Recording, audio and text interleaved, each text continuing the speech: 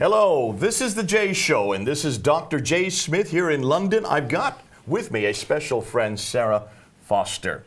And you have been working with us here at Fander Center for Apologetics for a number of years. You have done a lot of research, and your particular interest is in slavery because you are a descendant of slaves, are you not? Yes, and I find it's Muslims that remind me of this. When I go to Speaker's Corner, or I used to go to Speaker's Corner, I would have many Muslims come up to me and say, "How on earth can you be a Christian? Don't you know what they did to your people?" And then I looked into it and I saw that Islam has a very long history of slavery itself. So it was actually Muslims who reminded me or pointed me to this issue. So that is what we're going to be talking about in these episodes, slavery. Yes. And you have always been told, and this is the narrative that we've always had here in the West. This is the narrative that I've grown up with, having grown up in India, where you've grown up here in Britain, here in London, in the schools. There has only ever been one slavery, only one area of slavery, and that is West Coast slavery, or you might say the European slavery, the whole Western world of slavery. That's all that you've ever heard. Yep, that was what I was taught in school, the transatlantic slave trade. So that's Europeans taking Africans from Africa to America and to the Caribbean. So that's the only slavery I knew about. And it makes sense because you're here in Europe and it's the European slave trade. And myself, I'm from America. We have about 30 million descendants of slaves, a huge population of slaves. So it's the narrative that we would expect to hear. Yeah. It's fascinating, though, that Muslims have come up to you, and they were the ones then saying, you were imprisoned by slaves, you and your ancestors were imprisoned by slaves, therefore you should come back to Islam, because Islam does not have a slave problem. And that's what you've been hearing, isn't it? Yeah, that's exactly what I've been hearing. Muslims telling me, how on earth can you be a Christian? Don't you know the history? And then I started looking at the history of Islam and found, hold on a second, there's a history of slavery as well. And yet no one talks about it. At least in the West, it's taught in schools. There's been apologies, there have been monuments, there have been books and films written. I wanted to explore Islamic slavery. Okay. This is why we wanted you to come on for these series of episodes. I can't think of a better person, but you've gone even beyond that. You've actually taken this material back to the west coast of Africa, and you just came back recently from doing a tour of Gambia. Now, explain Gambia. Why is Gambia important to this whole issue? Gambia is an absolutely beautiful country with beautiful people. It's right on the west coast of Africa. It was colonized by the British for a number of years, and it kind of follows along the river. It's a beautiful, wonderful country. In fact, it's really the only colony of Britain in all of West Africa. They needed to have a toehold there. Yeah. And as I understand, I lived in Senegal for 5 years, so Gambia comes right through the middle of Senegal. Yeah, Senegal completely surrounds the Gambia, and it's the only. I think it's a boat, isn't they? They took a gunboat up the river of Gambia, and they shot out. Different cannonballs on either side of the boat, and wherever the cannonball lay, where it came to rest, that was the border. Yeah, yeah. So that's why it follows directly the river, the Gambian River. I think it's the only country actually named after a river. I could check that. Because it's designed by the river, you might say. So this is a particularly interesting country. Why is it interesting? Well, this is very interesting because there was this film or this TV series called Roots. Roots. Huge in America. Absolutely huge, and then came over to Britain. Dr. Alex Haley was the author of Roots. Yep, and there was a whole TV series, and this was where people were getting their understanding of the transatlantic slave trade. It showed people rushing into Africa, grabbing Africans, putting them on the ships, the horrendous the boats, the travel across the sea, and then it follows the lives of a few people as they've gone into slavery, and the rapes and the beatings and just the mistreatment and complete dehumanization of certain people. And it kind of goes through, as some of them create families, but this is where our understanding of slavery came from. Well, so it's Alex Haley, isn't it? It's his ancestor, Kunta Kinte, who is the one that came from Gambia, who came to America, that he starts the story out with. Yeah, so this is what he says. Alex Haley, the author of the book, traced his family line back to the Gambia. To a person called Kunta Kinte, and we follow this person, Kunta Kinte, from being taken from Africa to his travels in America and his time in America. And so this is why it was really important and really, really quite poignant to go back to the Gambia. Because what a lot of Americans now do is they come to Gambia. Since they can't find their records, they haven't done the work that Alex Haley does. They take his story as their story. So they attribute their beginning with Kunta Kinte, and they go to this one village where Alex Haley went and found his ancestor by accident. As we now know, that was probably a fraud. We won't go into that right now. Well, yeah, I mean, they have their oral history, there's some written history, but it's an amazing place, and they take you to this little island, James Island, where they used to keep the slaves before they transported them across. And interestingly, even in terms of abolition, this is where, after slavery ended, the British ended it, this is where the same Gambia, ships were used to stop other slave boats taking slaves. So Gambia has an amazing history from being a place where slaves were taken to being a place where there was the fight to stop slavery as well. This is a 94% Muslim country at the time, and I was fascinated that all of the slavery narrative was about the transatlantic slave trade and not the trans-Saharan slave trade. And while I was speaking to some of the people there, they acknowledged that yes, there was a trans-Saharan slave trade which was run by Arab Muslims, but the whole focus was on the transatlantic, and I was just curious as to why that was. And so I just brought this material. Some of it you're going to hear today. Some of it, I didn't bring everything, but some of it you're going to hear today. And I just wanted to question, why is the focus on the transatlantic, not on the trans-Saharan? Could it be the sensitivities with regard to the religion? Between the two slave trades. So you're giving it, one is trans-European or transatlantic. Yes. And the other is trans-Saharan. Yes. And then there's also an East Coast slavery, which is up the Red Sea. So we're talking about three different areas: East Coast, West Coast, and North. Yeah, so I mean, the transatlantic, crossing the Atlantic Sea to the Americas. So that was the Western European slave trade. But I also wanted to look at, and we're going to go through it as we look at the topics, the slaves that went east to the Saharan, as Jay said, the slaves that went up into Europe. We're also going to look at the slaves that went further east into Asia. Okay, we're going to do some things. We're going to look at how closely linked, as you say, is the transatlantic to the trans-Saharan slave trade. We're going to ask that question. Then we're going to go into what roles did colorism have to play? Now, explain that, because this is the first time I've ever heard this, and you've kind of created this. This is something that you've come across almost by accident. What do you mean by colorism? Yeah, well, so as I was looking into the trans-Saharan slave trade, and we kind of knew, I mean, if you look at the transatlantic slave trade, the European slave trade, it was mainly black Africans that were taken, and there was connotations with regard to the colour black. But this was also a feature in the trans-Saharan slave trade as well.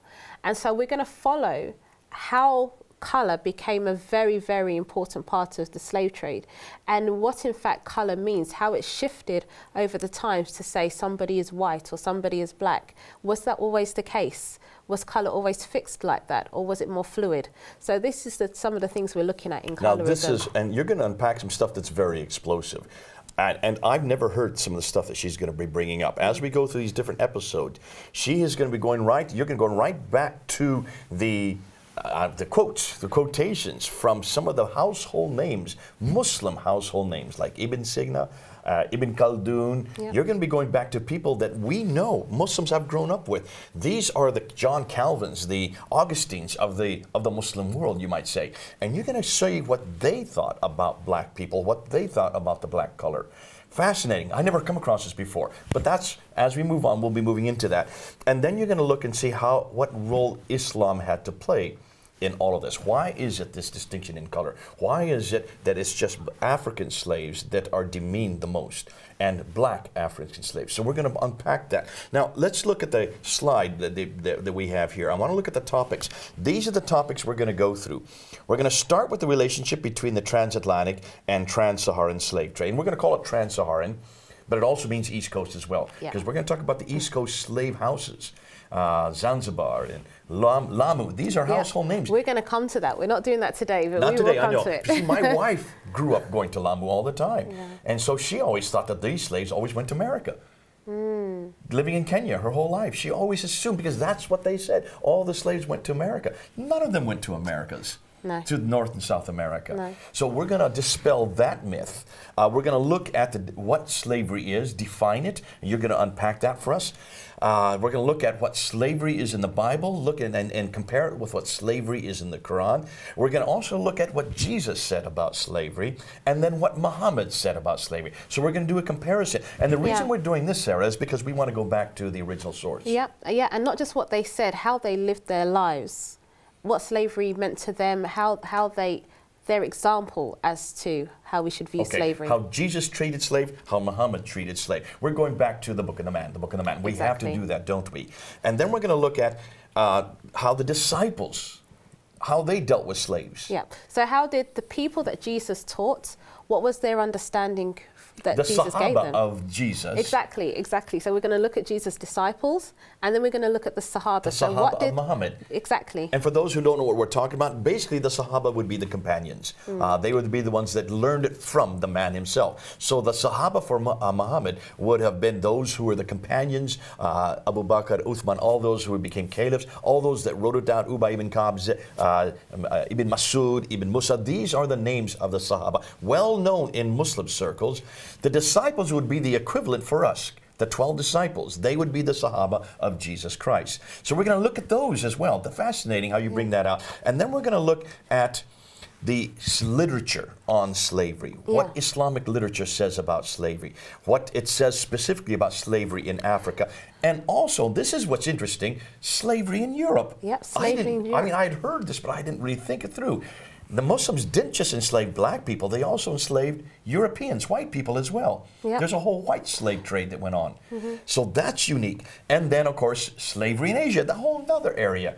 So you've done an awful lot of research here. This is new, and for most of us who are watching this, this is going to be brand new.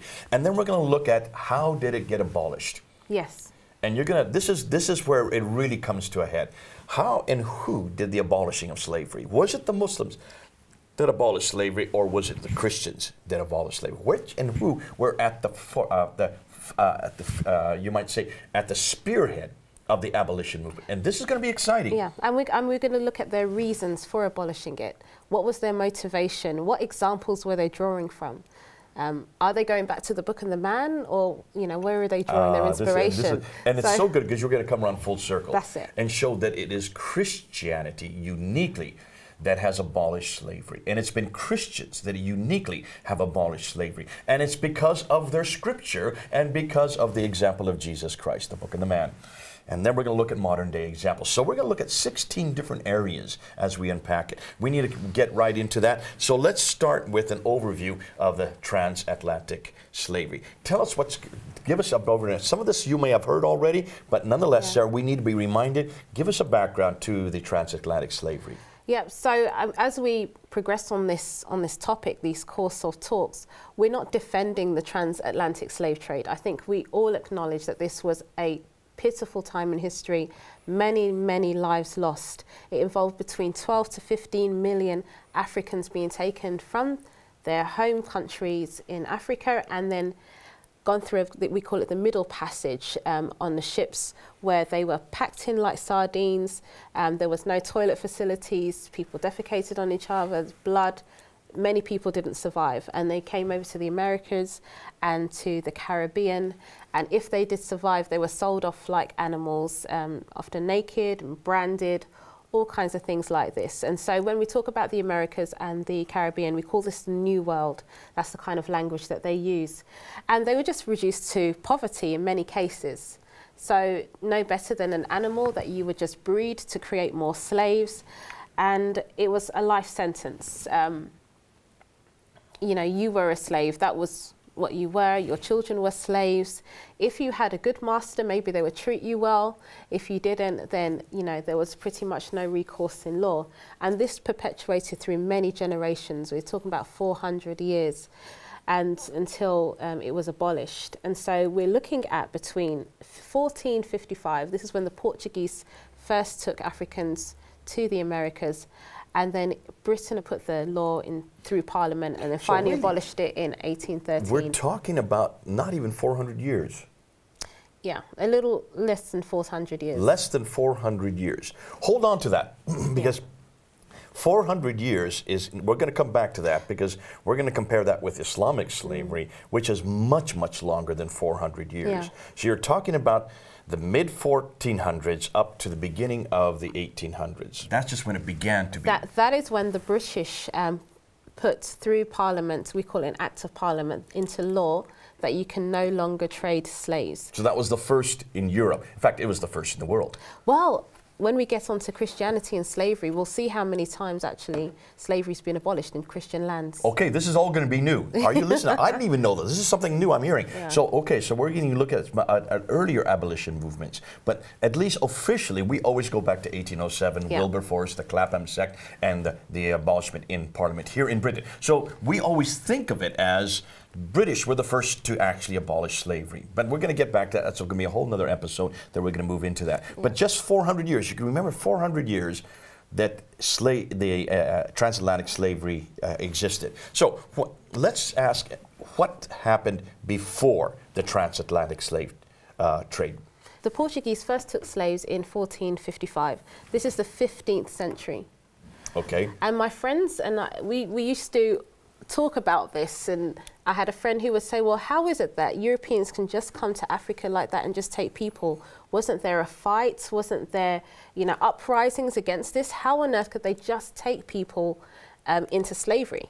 Was there something already in existence Well, there? this is what we found out, that there was already a system of slave trading, and it was run in many cases by Arab Muslims. And we get not only the fact that they were operating the slave trade, but we also get the writings from very prominent Muslim scholars like Ibn Khaldun. So remember, transatlantic started in the 15th century. Ibn Khaldun, writing in the 14th century, he says this. He says, the Negro nation are as a rule submissive, and when it's talking about Negro, it means black people. They're submissive to slavery because they have little that is essentially human and have attributes that are quite similar to dumb animals. He later goes on and says they cannot be considered as human beings. Okay, they've got it right there on the screen. Yeah. This is really the 1300s moving into the, he died in 1406. So we say 14th century because that's when he would be writing. But look at the attitude. So this attitudes that we often hear from the transatlantic, that it was a completely a European racist system, of which exactly it was. But it didn't start there. We see something earlier in the Islamic slave trade. Can I give you a personal note on this? Go ahead. We lived in West Africa for 5 years, my wife and I, between 1986 and 1991. And we lived inland in a place called Thiès. And our next door neighbors were Colorism. They had been Islamic since the 11th century, their families. And so we would go down to Dakar, and I remember taking two of my friends, Ali was his name, and his cousin came along with us, and we went down to Dakar, which is the capital right on the coast. And we went out to an island called Gore, yes, which is the slave island. And I wanted to go see it, and so they came with me.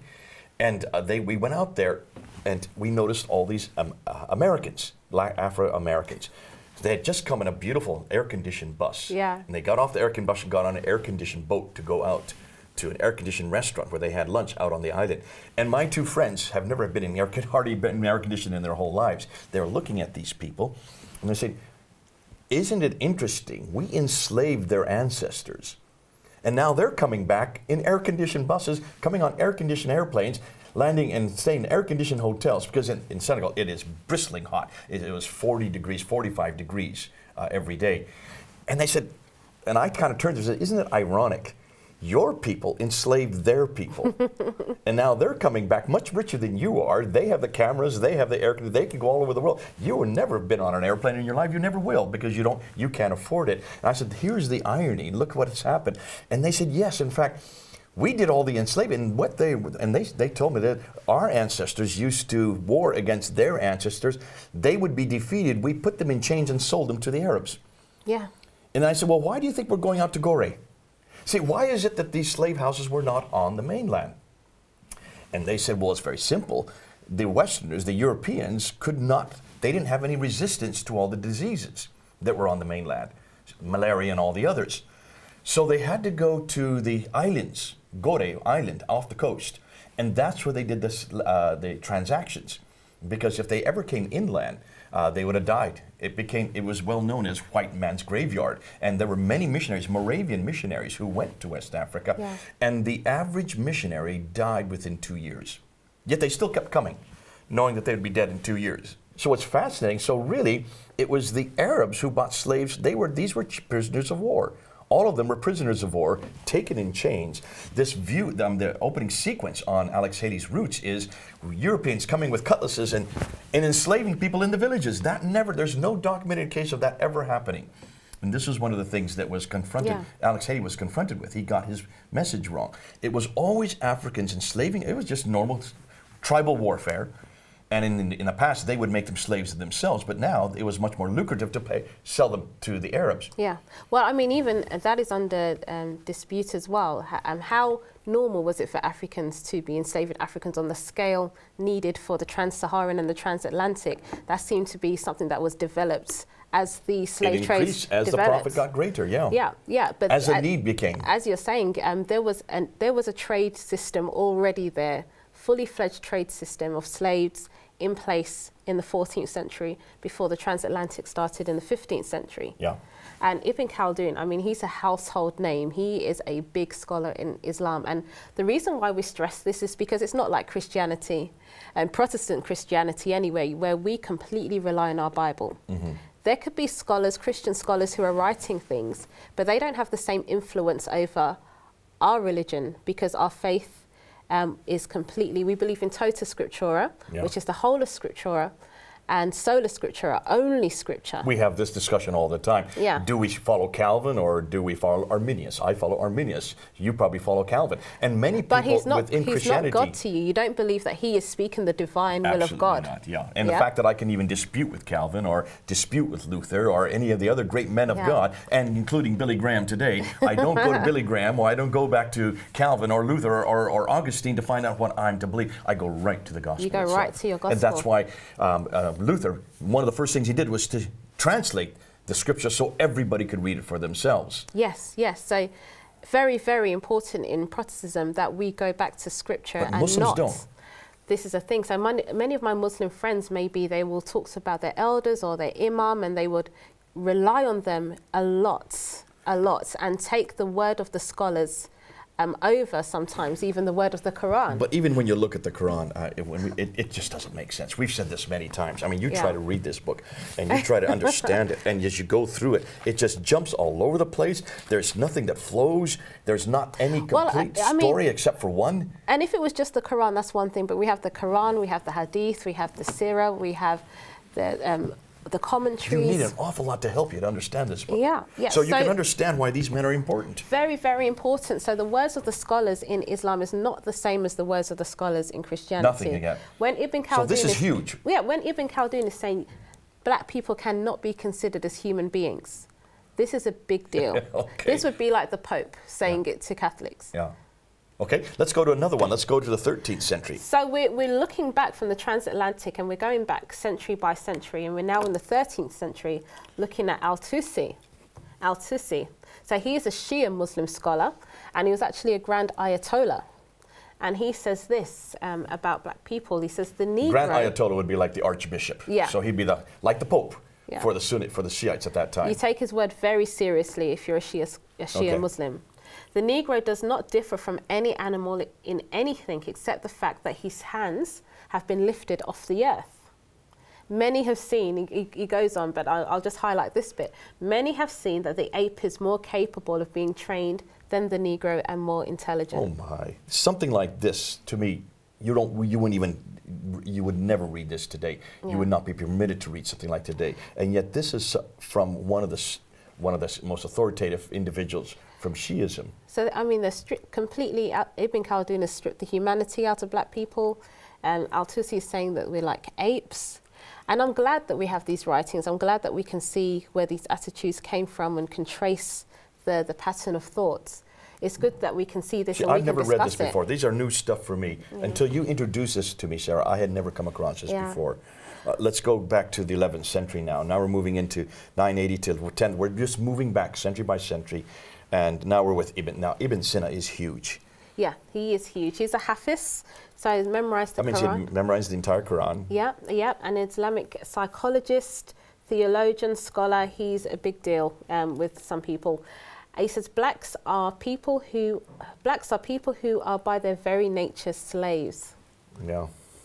I mean, this is sad when you start to think the implications of that. And you can see why people, if this is what they're being fed, if this is what they're believing, and if these men of this stature are saying these kind of things, you can then understand that why this became quite normal in that day. It changes your attitude, it changes your view towards black people, your expectations of who they are, where they should live, what work they should do, all kinds of things.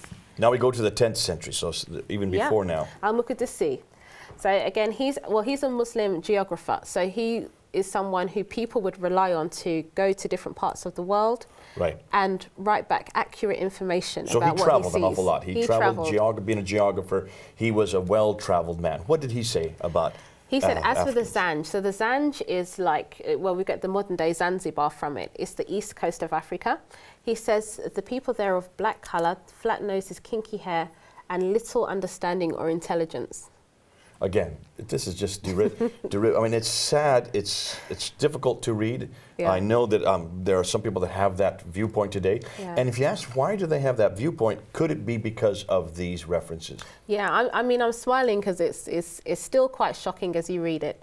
But you can start to see where these attitudes come from. And yeah, well, we can talk about that when we use modern day examples as that's coming up. At Speaker's Corner, how many times when you've been on the ladder with me, they would start going, go back to the trees. But they would do these kind of things. And I always kind of wondered, where in the world are you getting that from? What is it that's telling you that? Yeah. Now I can see they've been going back. They have been reading this. It doesn't happen a lot. It's very, very rare. But especially at Speaker's Corner, if I'm on the ladder, usually every time we've heard someone shout slave. Well, now you can see why. Yeah. If this is what they've been reading, if this is all they've come across, if this is the only narrative they've heard, then you can see, and this has been going on for 1,000 years. Yeah. Now we're going back to the 9th century, and this is Ibn Qutayba. Yes, and so he is a renowned Muslim scholar. He's from Iraq, and he talks about the blacks being ugly and misshapen because they live in a hot country. Oh dear.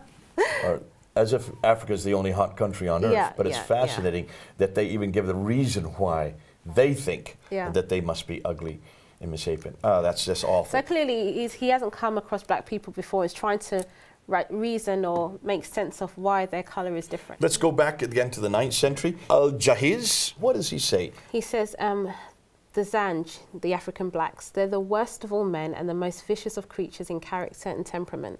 So you can see, and let's go, here's another quote by him. Yeah, he says they are the least of understanding, the least discerning, and the least capable in their consequences of action. So he's just least intelligent. Yeah, of all mankind. I mean, it's this kind of stuff that we've got this, we've had this at Speaker's Corner. Interesting, as Speaker's Corner is one of the few places where they feel they can say exactly what they believe. And we hear this repeated over and over. You've heard it. I didn't know before this is where they're getting it from. I just assumed this was their own personal experience, but actually it's not just their personal experience. They actually believe it. Yeah, and I should say I find many Muslims don't have this attitude at all. But it does come up quite regularly, and more regularly than you would think for someone living in the 21st century, living in the West. Why is it that those people, the great men, these household names, these are the men that you've respected all your life, why do they say these things? Let's just finish with one more, Al-Jihaz here. Again, the same fellow that we did earlier. What is he saying? Yeah, he talks about the Zanj, and he's saying, despite their dimness, their boundless stupidity or crudeness, their crude perceptions and their evil dispositions make long speeches. And so he's just using every word that he can think of just to really put down the black man, the black woman.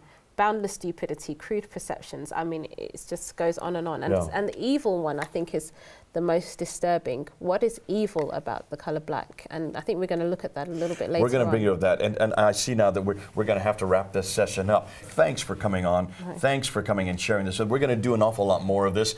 Come back with us. Stay with us. There's an awful lot more yet to learn. This is Jay then, here in London, over and out.